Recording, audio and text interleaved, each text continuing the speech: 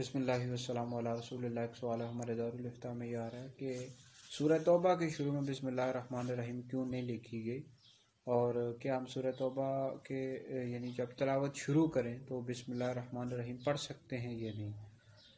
तो इस हवाले से तफासीर में मौजूद है, तफसीर सावी में मौजूद है कि नबी पाक अलैहिस्सलाम ने सूरह तौबा के शुरू में बिस्मिल्लाहिर रहमानिर रहीम लिखने का हुक्म ही नहीं दिया।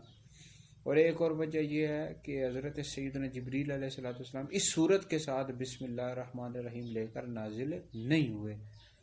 और तीसरी वजह यह है कि चूँकि सूरह तौबा में कुफ़ार के साथ जंगो जदाल का ज़िक्र है, क़िताल का ज़िक्र है, इस वजह से इस सूरत के शुरू में बिस्मिल्लाहिर रहमानिर रहीम नहीं लिखी गई।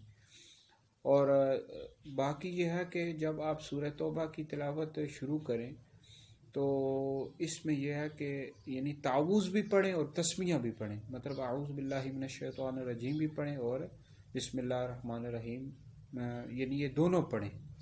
लेकिन बहरहाल अगर आप तिलावत कर रहे थे दूसरी यानी पिछली सूरत की और सूरह तौबा आ गई तो फिर इस सूरत में बिस्मिल्लाहिर रहमानिर रहीम पढ़ने की हाजत नहीं है।